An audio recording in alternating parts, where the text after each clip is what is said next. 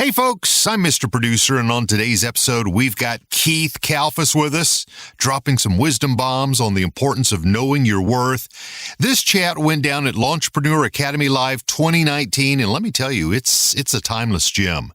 Keith dishes out some solid advice about recognizing your value and making sure you're charging what you truly deserve. So whether you're listening to this as you're traveling to LAL Live or just wishing that you could have attended, buckle up and enjoy the ride. You're now listening to the Fullerton Unfiltered podcast. Straightforward, no nonsense business advice. Completely unfiltered. Grow your business. Grow your life. Now, here's your host, Brian Fullerton. Who's ready to learn? Who's ready to get some more meat and potatoes? Yes, all right. The Keith Kalfas is up next. I know. I said, hey, if I can get anybody to speak, I'm gonna get Keith Kalfas, the Dirt Monkey, and Josh Latimer for darn sure on this lineup. So, Keith Kalfas, man, I don't even know where do you start? There's the crying thing. You guys don't know how much this guy's poured into me before I even knew him. Let me ask you this. How many of you guys feel like you know Keith as a friend, like at a heartstring level? Raise your hand. From his videos, do for sure. Keith, I know one of your life's purposes is to speak on stages, do motivational conferences and do the whole deal. Talking lawn care today, for sure, but you know what? It's another platform for me to help another guy reach his goals. Cool thing about Keith is, man, he just puts it out there. You know, if you like Keith, you like Keith. You don't like Keith? Not my problem. But Keith is one of those guys, man. I'm a cerebral guy. I'm a thinker. I'm also a heartstrings guy. And every time I watch a Keith Kalfas video, it just hits you right in the gut. Keith was doing for a hot minute last summer, story time with Keith Kalfas. Anybody remember Facebook Lives at midnight with Keith Kalfas? I get my oh yeah as I swipe up, and Keith Kalfas is like, today, from Think and Grow Rich, Chapter 1. I'm like, what am I doing? And then Liz goes, is that Keith? I go, yeah. She's like, story time with Keith? I go, story time with Keith. So Keith, we love your story times. We love everything you're doing. Here's a really cool thing. Straight up, this whole conference is a derivative of what Keith's doing. Because I went to his event last year. I got a vision. I knew I was going to pull it together in 18 months. It came a lot quicker than I thought. My whole training website, my whole training company, everything that we have access to, the programs are like the most nominally priced things, literally, believe it or not. Everything that I got from that is because this man spent 2 days alone. I just trapped him. I'm like, I need you to teach me everything you know. And he did. And he just poured it out there. And I paid him, but what I paid him, there's no way I could repay him, if that makes sense. So I know you guys are going to be blessed. I know you guys are going to be your mind's going to explode. Keith is going to be talking about marketing and impacting and branding. And I told Keith, just lay it out there, man. Be Keith Kalfas, be passionate, and charge up the crowd. So do me a big personal favor. Let's get on your feet for the man, Keith Kalfas! What's up, brother? Let's do this. Thank you. It's all you. Thank you. Give it up for Brian Fullerton. Yeah. Guys, yes. I want to talk about knowing your worth. And I want to go back to my first year in the landscaping business. It was spring of 2012. And I got a call from a client. It was a referral. He referred his rich friend to me because I did really cheap work. And I didn't know that at the time. I didn't even know my worth. And so I show up at this property. It looks like this old abandoned mansion. And there's like weeds up to here. Everything is filthy. The windows are dirty. We do window cleaning. We do landscape maintenance. And I'm so excited. My heart is pounding.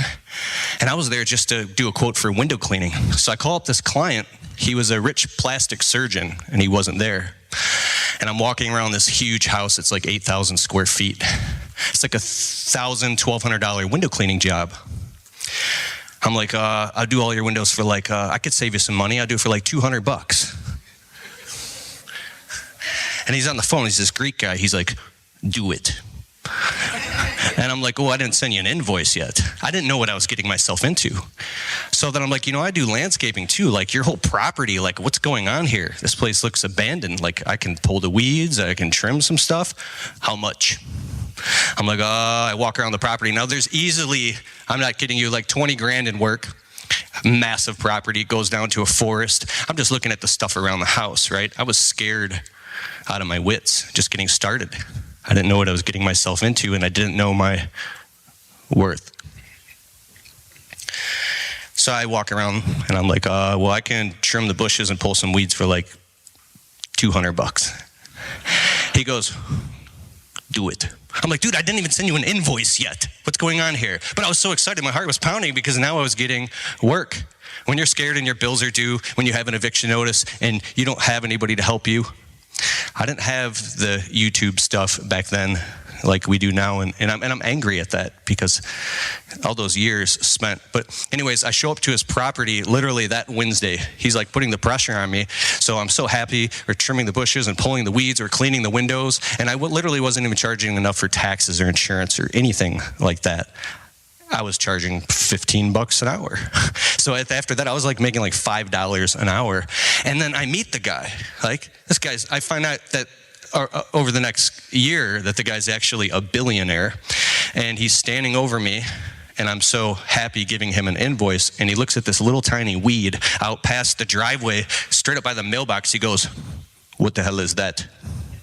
I was like, oh, nothing. Like, and so I give him an invoice for $400, and he pulls out a fat wad of like 20 grand. He always had like 20 grand on him. And then his garage opens up and he's got a Bentley and a Ferrari. And now I'm like nervous because I grew up poor on welfare, like straight up. We lived in the hood. We didn't hire, I didn't even know this stuff existed, right? And he pulled out a stack and my heart started beating, and he gives me like $300. I said, well, it was $400. He goes, what did you even do? You didn't even do anything. What's going on here? And now I had to like justify what I did and explain it to him, and I'm nervous. And what did I do? I took the $300 and I put it in my pocket and I left. I hopped in my piece of crap Blue Goose truck, the Blue Goose, and it had rust all over it. And it was barely running, and I went home shaking. And well, actually, I went to another job and worked till dark and came home. And that happened again and again, but the guy kept loading me with so much work. He wanted more and more and more. There was these trees, I was like, some spruce trees. I was like, they're hanging low, man. I can trim the branches for you.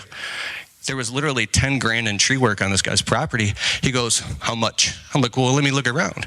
Do it. Just do it. Next thing you know, we're trimming the whole property. He wanted everything done, and there was so much work I had to hire somebody. I didn't know my worth. The craziest thing, one of my mentors and my best friends, I don't put him in a lot of my videos, his name is Scotty. Scotty, in his late 20s, built a multi-million-dollar construction company. He got into real estate, and he wanted more and more and more. He was kind of greedy.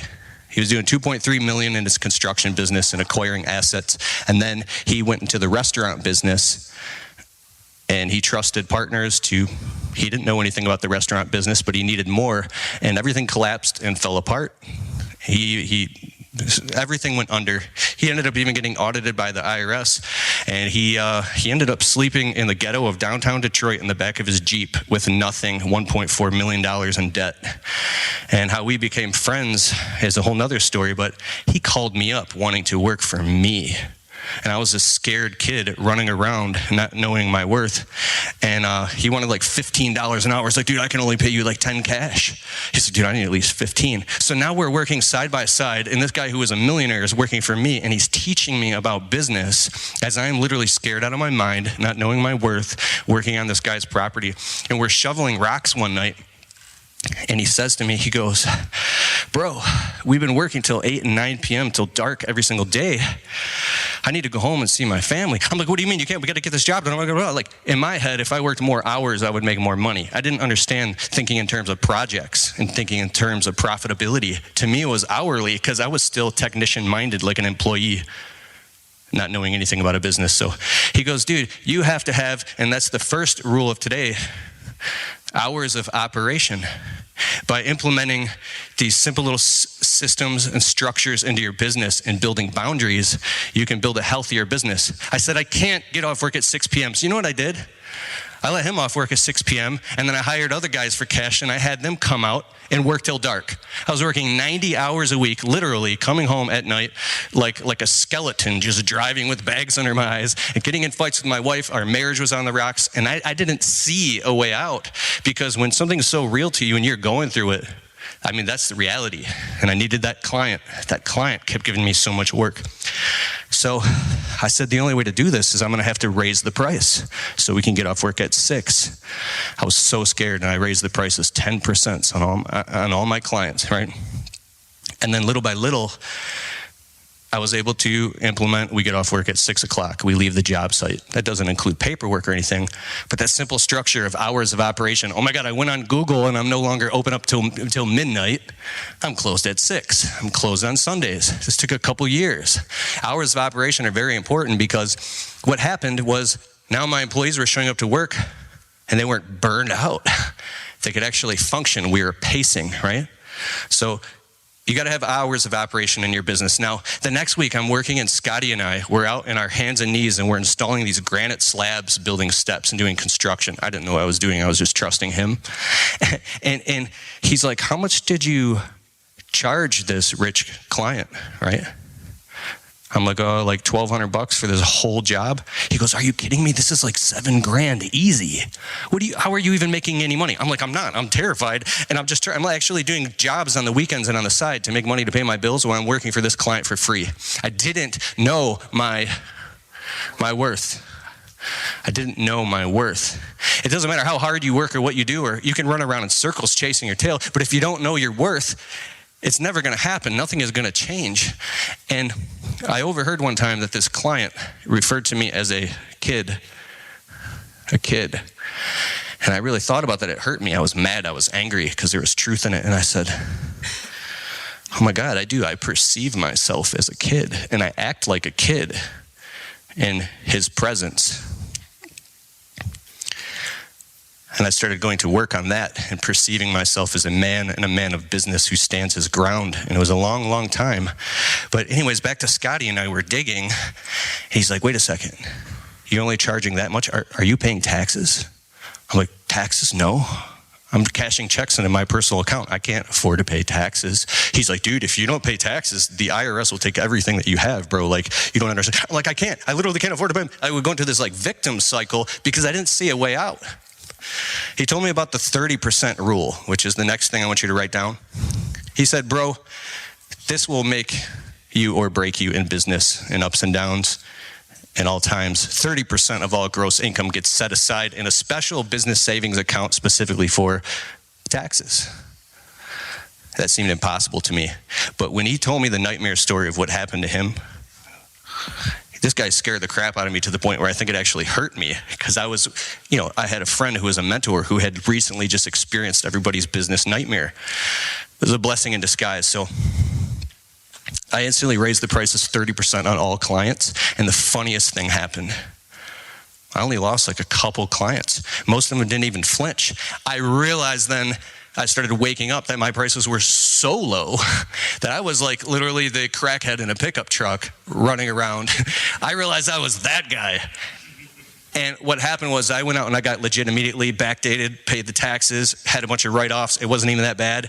And then ever since then had the 30% rule implemented in my business. Now during tax time and quarterly taxes, I mean, you just write a check, you pay it, it's not even there. That's what it's there for, because it's a non-negotiable. You never get your shoulds, you only get your musts when it's a non-negotiable. So the next thing that I learned is, I'll say the client's name, but I won't say anything else. His name was Vas. He was a rich Greek dude. And one time we were standing out in his driveway. I'm like, dude, that watch is insane. I'm like, he goes, how much you think this watch cost? I'm like, I don't know, like $6,000. He's like, 500,000. I'm like, get out of here. He showed me the receipt. It was $500,000. I'm like, why would you spend 500 grand on the watch? He's like, because this is exclusive. You cannot get this watch. I was like, okay. So I'm out here working, pulling this dude's weeds, and now I got a $2,000 invoice for a $3,000 job. We pulled all the weeds in the garden beds. We put down 17 yards of mulch. And now I'm having pep talks. I'm thinking about this. I'm calling my other friends that are business owners. I'm learning what my worth is. And I'm like, dude, I know when I go to collect the invoice, he's going to talk me down. I just know it. I know it. And I was so afraid of this dude, because when you need money and you're in neediness, you might violate your life's code and just take whatever is given to you. So I did the pep talk. I stood in front of him. I gave him the invoice for $2,000. And I maintained my composure this time. I was no longer a kid. He pulls a stack out of his pocket, $20,000, and he says, looks at the invoice. He goes, gives me $1,500. I go, it's $2,000. He goes, no, $1,500. Take it and go. I go, no, it's $2,000. We did this, we did this, we did this, we did this. I have all the line items right here. This is exactly what we did. We agreed on $2,000. I need to get paid $2,000 right now. And he could feel in that moment, even though I was maybe like a peon to him, that he could feel that I was ready to walk. And then he was like, okay. He peeled off $2,000 and gave me $2,000 cash. I put it in my pocket and I maintained my composure. And I was like, what up, though? What up, though? What up, though? I realized my worth that day. I literally came home and you ever do that? I went in front of my wife and I put $2,000 down and I was like, look what I made today. Dude, because the first few times in your business, you get $2,000, $5,000, $10,000, and a customer pays you in cash. You should go put that in the bank. But it's put a little bit under your mattress. But you get this jolt of excitement that changes you. You realize your worth. I started going out and getting these little tiny jackpot jobs, we call them. We could do a job in 2-3 hours. I make $500. So I kept going back to that client's property and kept raising the prices. But I was working with Scotty one day, my mentor, and I was like, what the hell is going on here? Now I got 3 guys working. We're at this guy's property twice a week, and I'm not making any profit because we're driving 3 cities across town to go where the money's at. I'm picking up the neighbors now. I was so excited. I'm like, dude, I'm going to get this neighbor. I'm going to get this one. I'm going to lock down this whole cul-de-sac. It's going to be mine. That was my goal. And I started to do that. And I was like, oh, my God, we're sitting in traffic an hour each way. Then I learned about the service area. So write that down. Be very intentional about having a service area in your business, a radius. Draw a map. Mine is 7 miles. Here's why. Depending on what your average ticket price is, ours is about $1,000 a job. If you do a $20,000, $50,000 roof jobs, whatever it is, you can afford to travel multiple cities away, sleep in hotel rooms, whatever you're doing.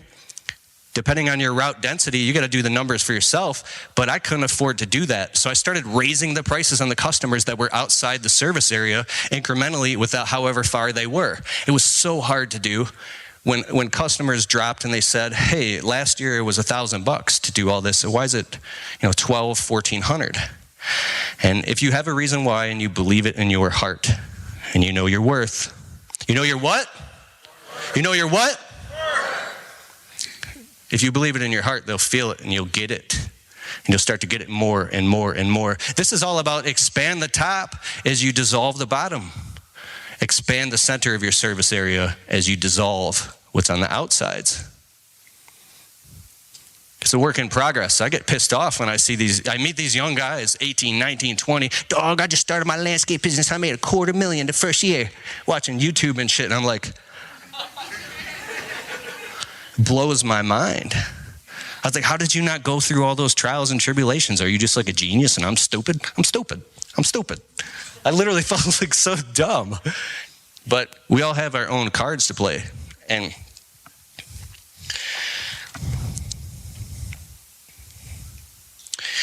realizing your worth is the most important thing. I want to check my notes here. In my time, how much time do I got? 10? Nice.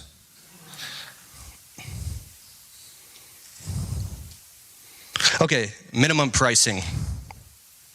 It's a rule that can be broken. Find out your minimum price that you can afford to do anything and start charging that minimum price. I don't care if you cut lawns and you say it's $25 minimum, period, hands down, I'm not doing it. I don't care what it is, I'm not doing it.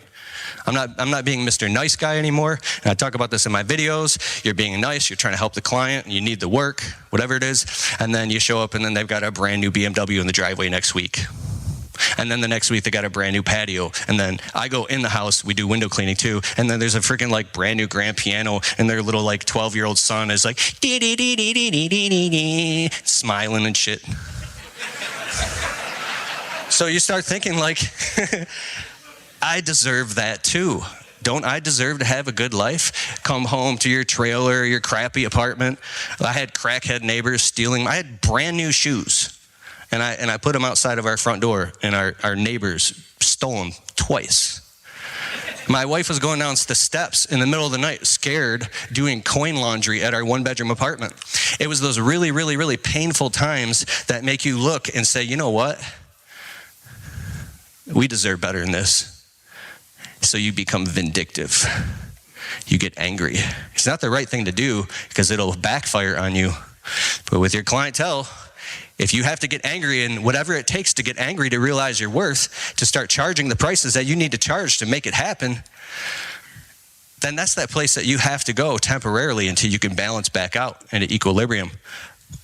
But I'm telling you, you're definitely worth it. Say, I'm worth it. I'm worth it. Put your hand on my chest and say, I'm worth it.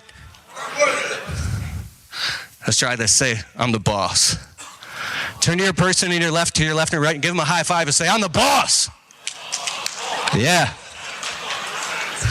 You are the boss, so start acting like the boss. I had to have these pep talks with my entrepreneur friends.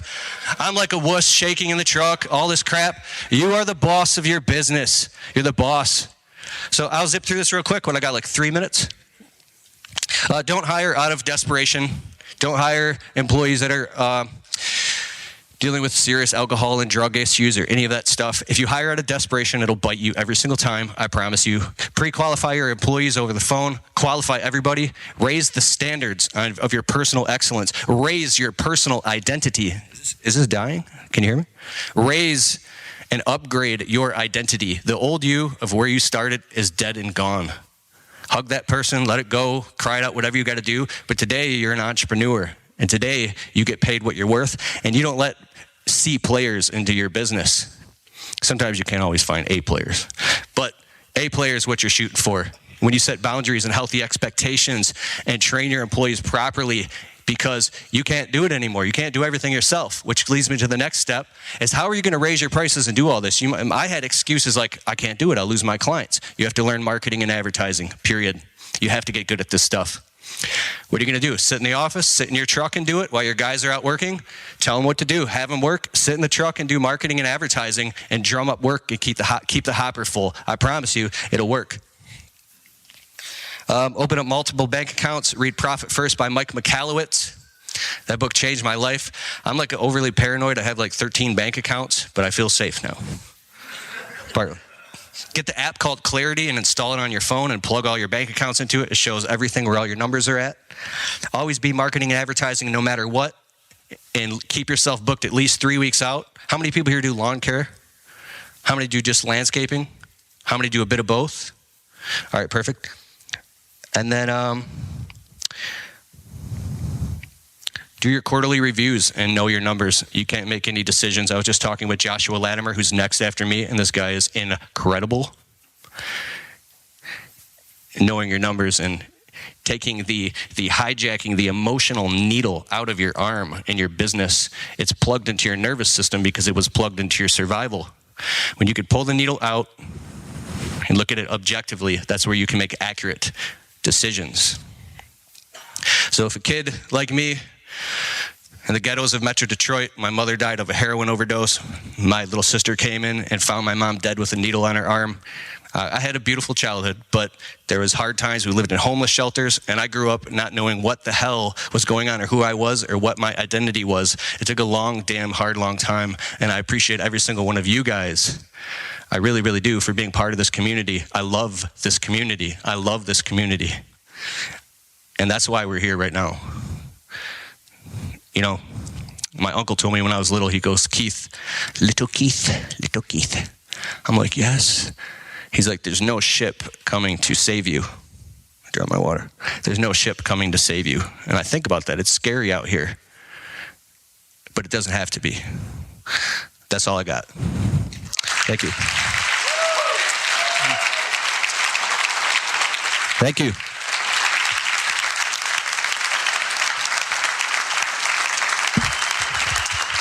Dude, you're good. You're the man. Thank you. Come on, Keith Kalfas, one more time. Give it up.